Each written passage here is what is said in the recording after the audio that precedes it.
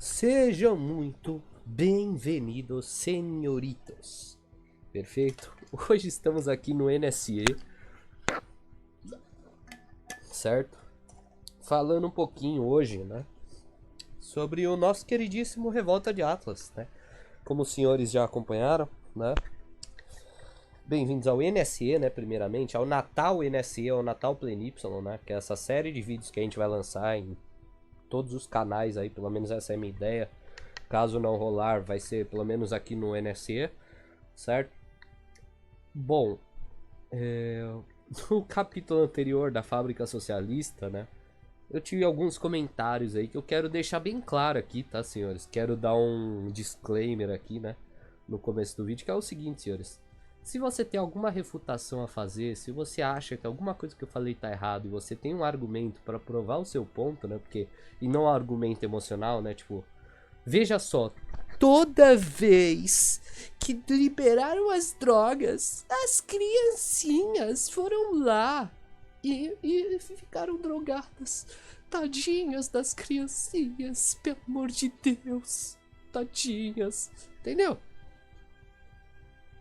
Cara, cala a boca, velho. Você não tem um argumento lógico pra provar seu ponto, não tenta provar apelando pra emoção das pessoas, né? Ou seja, você tá apelando pro instinto animal da pessoa, né? Você tá apelando pra parte animal dela, pra parte dos sentimentos daquela pessoa, pra parte irracional dela, porque você não tem argumento pra provar pro intelecto dela, pra lógica dela, que aquilo faz sentido, né? Aí a pessoa fica com dozinha do que você falou e fala: ah, eu concordo com ele, tadinho, né? Por quê? Porque você não tem argumento, você não consegue provar, você não tem intelecto suficiente pra provar pra aquela pessoa que ela tá errada, né? Que o ponto dela tá errado, né? Enfim. Então, se você não tem nenhum argumento lógico, etc., sai desse canal. Você só não é bem-vindo aqui, tá?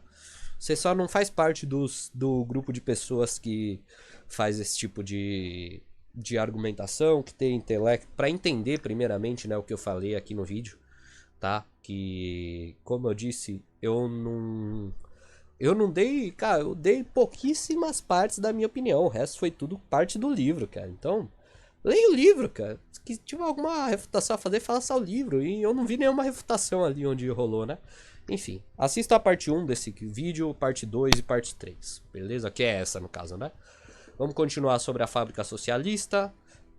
Você pode me dar 2 presentes de Natal, tá? Como eu tô fazendo nos vídeos de Natal do Play Y e do NSE, certo? E do GDZ também, né? Que é o Ganhando Dinheiro do Zero, que é para um mercado mais tradicional, para o mercado de risco, seja de cripto, seja de bolsa, seja de ouro, seja de qualquer coisa.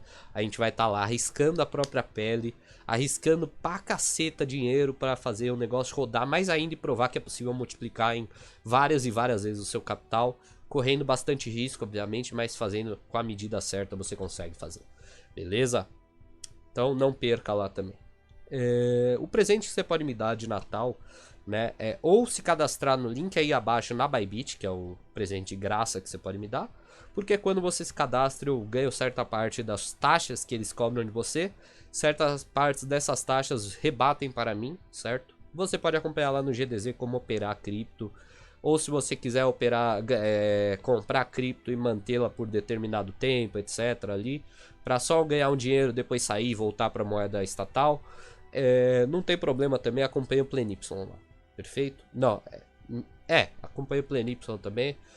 Se você quiser fazer hold também, você pode fazer lá no Play Y também, perfeitamente, que eu passo lá, dá pra fazer. Beleza? Fora isso,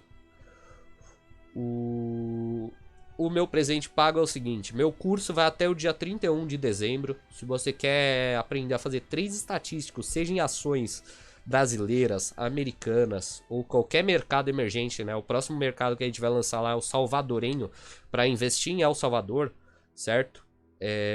Cripto ou ações ou ouro também, né? São outros mercados que a gente ensina lá dentro também, né? É um curso geral, um apanhado geral de como fazer trades baseados em estatísticas, né?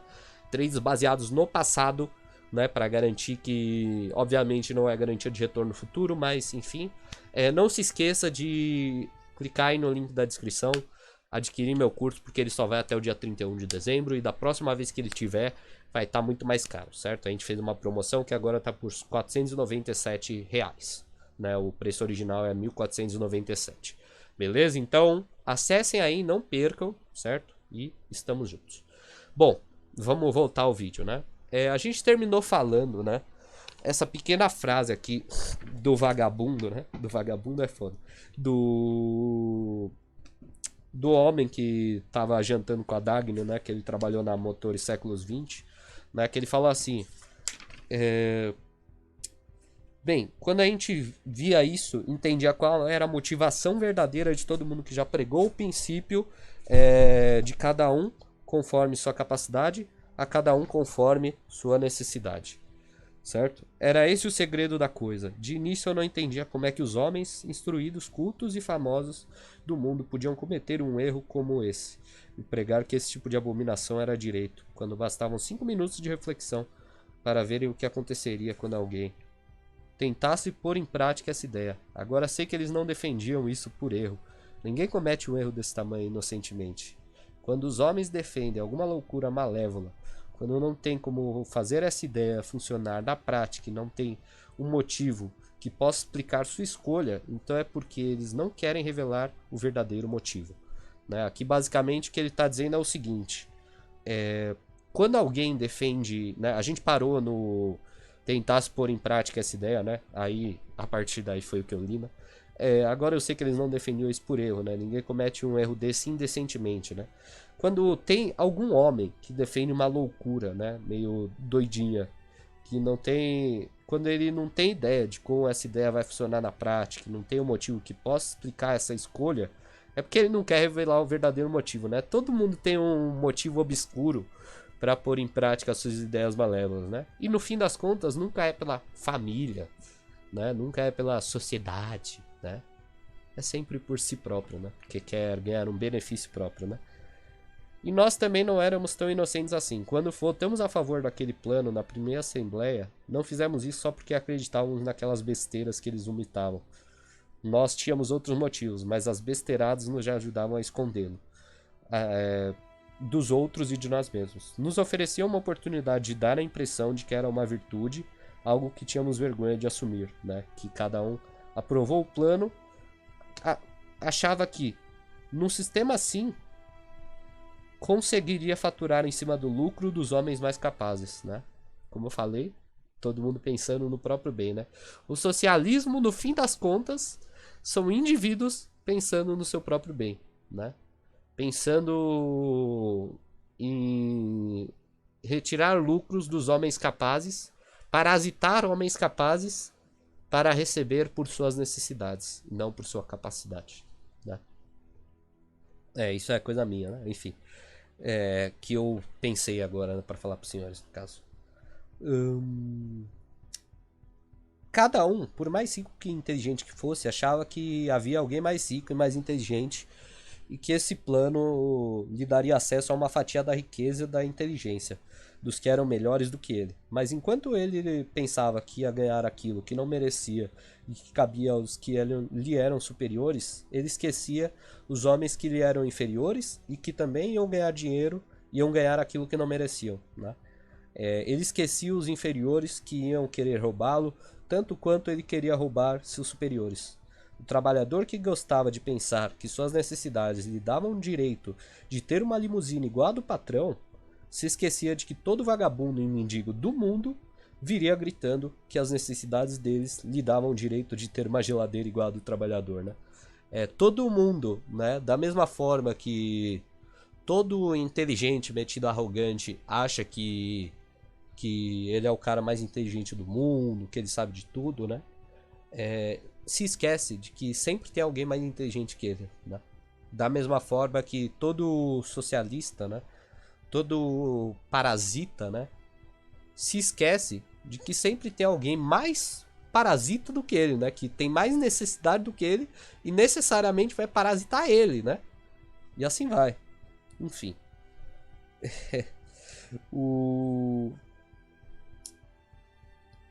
Era esse o nosso motivo para aprovar o plano, na verdade, mas não gostávamos de pensar nisso né? E então, quanto mais a ideia nos degradava, mais alto gritávamos que éramos a favor do bem comum, né? Ou seja, cada vez que aquilo corroía o cara por dentro, né? Aquela ideia de merda que ele teve, né?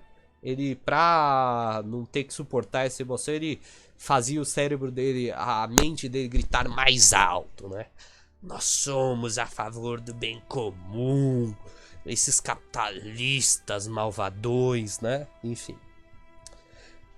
Os melhores saíram da fábrica na primeira semana de vigência do plano. Perdemos nossos melhores engenheiros, superintendentes, chefes, os trabalhadores mais qualificados. Quem tem amor próprio não se deixa transformar em vaca leiteira para ser ordenhada pelos outros, né? Alguns sujeitos capacitados tentaram seguir em frente, mas não conseguiriam aguentar muito tempo, né? A gente estava sempre perdendo os melhores, que viviam fugindo da fábrica como o diabo da cruz, até que só restavam os homens necessitados, sem mais nenhum dos capacitados. E aos poucos, que ainda valiam alguma coisa, eram aqueles que já estavam lá há muito tempo. Sim, isso faz muito sentido, concordou a Dagny, né? Antigamente ninguém pedia a demissão da século XX, a gente não conseguia se convencer de que a companhia não existia mais. Depois de algum tempo, não podíamos mais pedir demissão porque nenhum outro empregador nos aceitaria, aliás, com razão, né? Ninguém queria ter qualquer tipo de relacionamento conosco, nenhuma pessoa nem firma respeitável, né? Todas as pequenas lojas com quais negociávamos começaram a sair de Starnesville depressa, e no fim só restavam bares, cassinos e salafrários que nos vendiam porcarias a preços exorbitantes, né? As esmolas que recebíamos eram cada vez menores, mas o custo de vida subia. A lista de necessitados da fábrica não parava de aumentar, mas a quantidade de fregueses diminuía. Havia cada vez menos renda para distribuir entre os cada vez mais pessoas.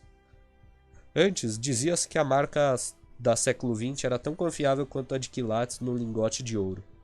Não sei o que pensavam os herdeiros do velho Starnes. Se é que pensavam alguma coisa, né? Porque desde quando o socialista pensa, né?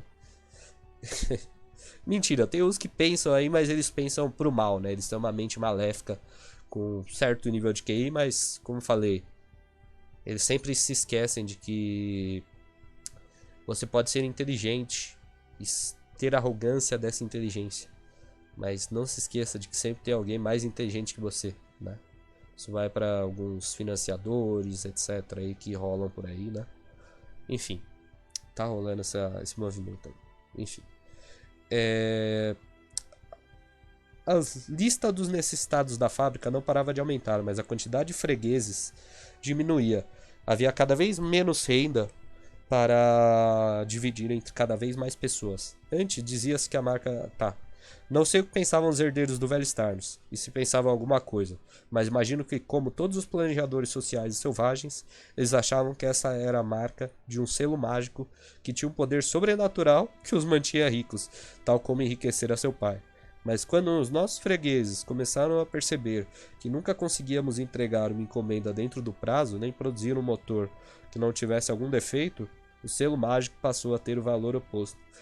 As pessoas não queriam o motor, nem se ele fosse dado, se ostentasse o selo da século XX. E no fim, nossos fregueses eram todos do tipo que nunca pagam o que devem e nunca têm nem o mesmo nível, nem a mesma intenção de pagar, né? Dagny estava cada vez mais surpresa com tudo que o vagabundo lhe dizia e não tirava os olhos dele, né? No entanto, Gerald Starnes, né, dopado por sua publicidade, ficava todo empertigado com o ar de superioridade moral, exigindo que os empresários comprassem nossos motores, não porque fossem bons, mas porque tínhamos muita necessidade de encomenda, né? Ou seja, não é porque eles têm uma produção espetacular, o melhor motor do mundo, não. É porque eles estão trabalhando pelo bem comum dos trabalhadores, tadinhos. Ai, que dó, socorro, pelo amor de Deus, os trabalhadores, gente, pelo amor de Deus. Enfim, pulando um pouquinho, tá? Ó, aí beleza, né? Teve uma parte aqui, pulando uma página ou duas, tá? Trabalhar sem nenhuma perspectiva de ganhar uma ração extra enquanto os cambojanos, né, não tivessem sido alimentados e os patagônios não tivessem todos feito faculdade. Trabalhar tendo cada criatura do mundo um cheque em branco na mão, gente que a senhora nunca vai conhecer, cujas necessidades a senhora jamais vai saber quais são, cuja capacidade, preguiça, desleixo e desonestidade são coisas que a senhora jamais vai ter consciência, nem vai ter ciência e nem terá o direito de questionar, enquanto Ives e os Geralds da vida resolvem quem vai consumir o esforço, os sonhos e os dias da sua vida, é essa lei moral que se deve aceitar? Isso é um ideal moral. Isso é um ideal moral, né? Diante do semblante atônito, né, ou seja, espantado da Dagny, ele concluiu: olha, nós tentamos e aprendemos. Nossa agonia durou 4 anos, da primeira assembleia à última, e acabou da única maneira que podia acabar, com a falência da companhia, né? Na nossa última assembleia foi Yves Tarns que tentou manter as aparências. Fez um discurso curto, vil e insolente, dizendo que o plano havia fracassado porque o restante do país não aceitara que uma única comunidade poderia ter sucesso no meio de um mundo egoísta e ganancioso, né? A culpa é sempre do capitalismo malvadão, a culpa de Cuba ser tão pobre é culpa do embargo americano, a culpa mesmo eles dizendo, nós não precisamos dos capitalistas malvadões, né? Ou seja, a gente não precisa desses capitalistas, a gente consegue sobreviver sozinho, a gente consegue virar uma nação extremamente rica sozinho, né? Aí quando eles não conseguem, né? Eles vão lá e culpam os americanos, né? Porque os americanos não deixam eles venderem para as sociedades capitalistas opressoras do mundo, né? Ué, mas você não conseguia fazer sozinho essas coisas? Por que você está pedindo ajuda dos outros? Por que você está querendo vender para outras pessoas? Contraditório? Não sei, né? Pois é. Enfim. Beleza. Fez um discurso curto, vil e insolente, dizendo que o plano havia fracassado porque o restante do país não aceitara que uma única comunidade podia ter sucesso no meio de um mundo egoísta e ganancioso, e que o plano era um ideal nobre, mas que a natureza humana não era suficientemente boa para que ele desse certo. Um rapaz, mesmo que fora punido por dar uma boa ideia no primeiro ano, se levantou enquanto todos os outros permaneciam calados e se dirigiu até Eve, que estava todo no tablado, sem dizer nada. Ele cuspiu na cara dela. Foi assim que acabaram o nobre plano e a século XX. O homem falara como se o fardo de seus anos de silêncio de repente houvessem escapado a seu controle. Dagny sabia que essa era a homenagem que ele lhe prestava. Ele não demonstrava nenhuma relação à sua bondade, parecendo entorpecido para todos os valores e as esperanças humanas, mas algo dentro de si fora tocado e sua reação era a confissão.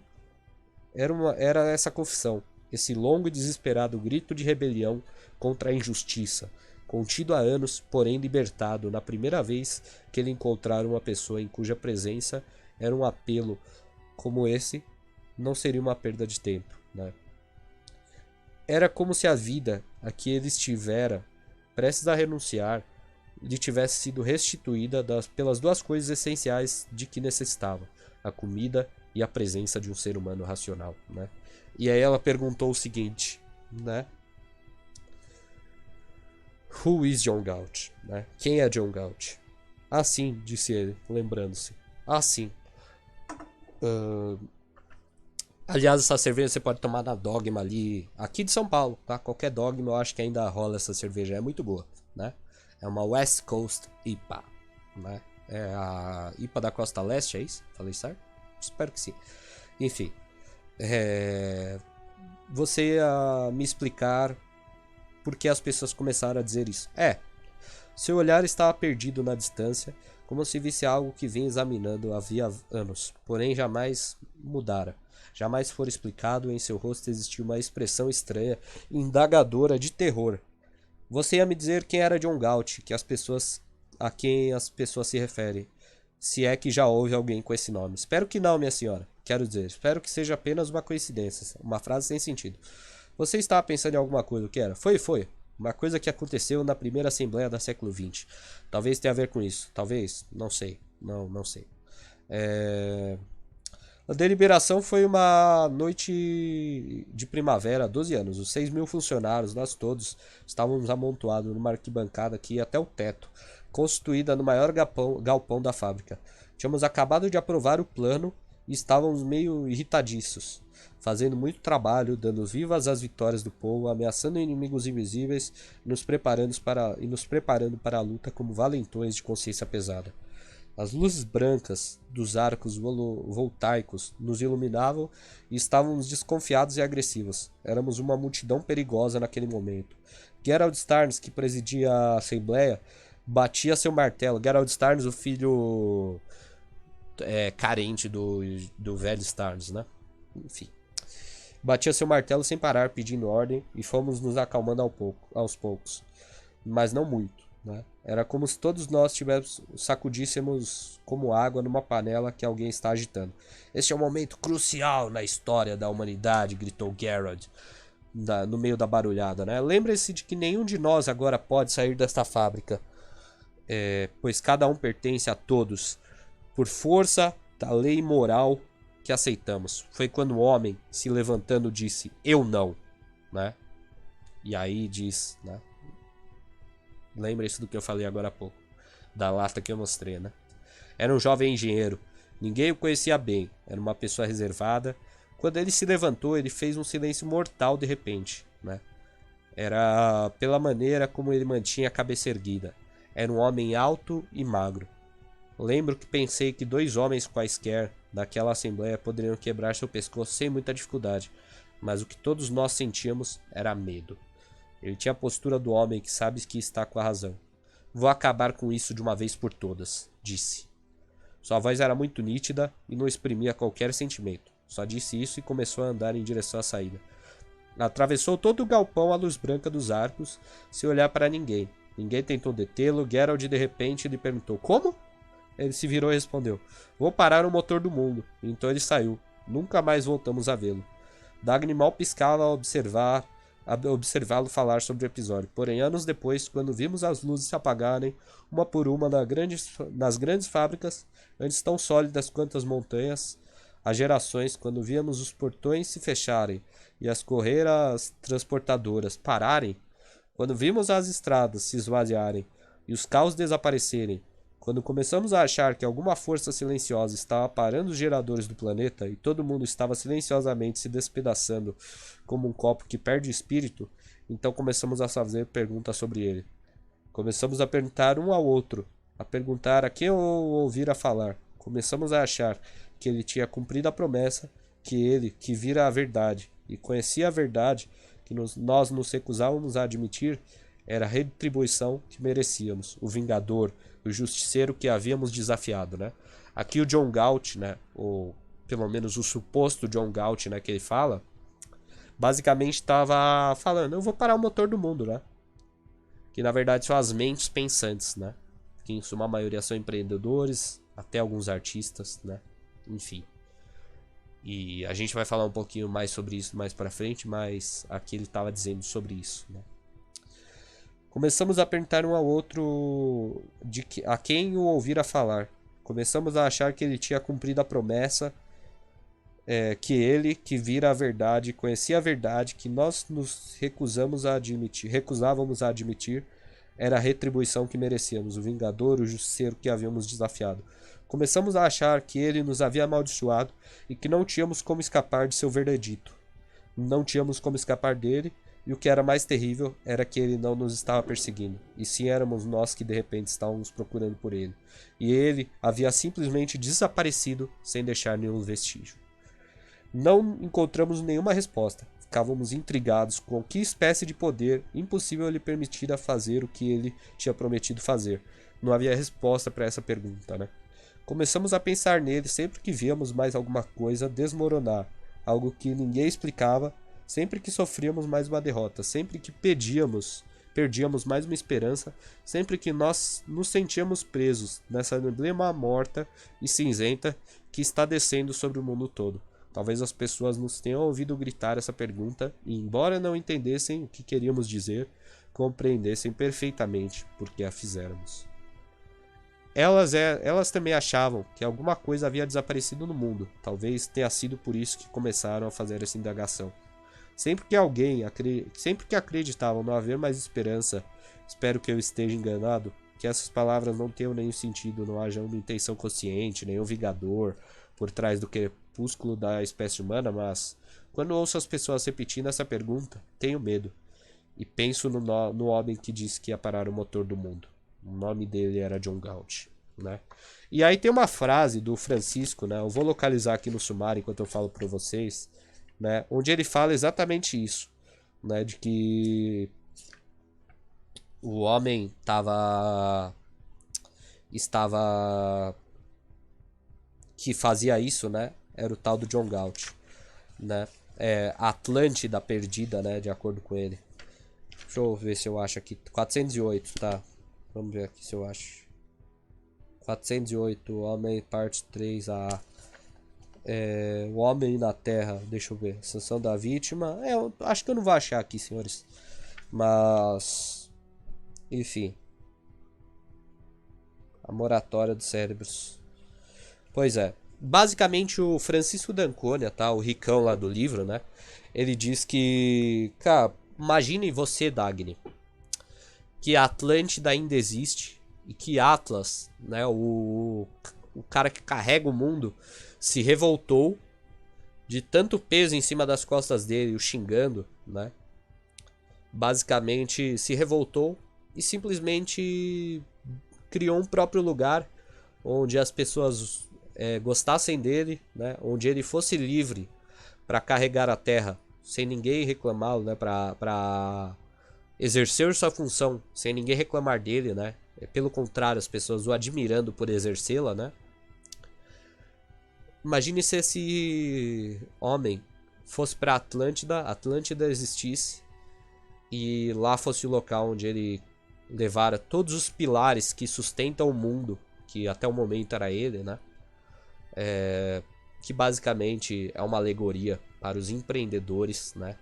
Que são a única classe do mundo, né? Atual e passado, que jamais fez uma greve, que jamais se revoltou quanto ao ódio que as pessoas sentem por eles serem os malvadões, os opressores, não sei o que. Imagine se essa classe resolve fazer uma greve. O que acontece com o mundo? Foi isso que o John Galt fez, né? E foi isso que ele quis dizer com vou parar o motor do mundo, né? E assim eu acredito que a gente encerra a parte 2 do livro, tá? Tem um pequeno capítulo, né?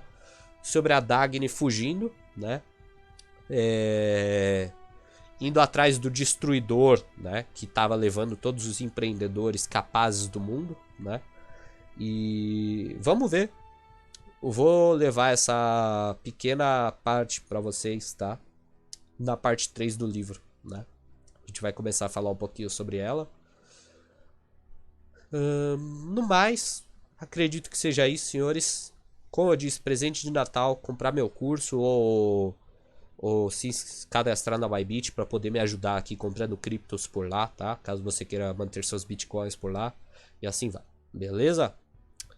Um Feliz Natal aos senhores e um Feliz Ano Novo, perfeito? Desejo muitas felicidades a vocês, a família, a todo mundo aí. No mais, estamos juntos.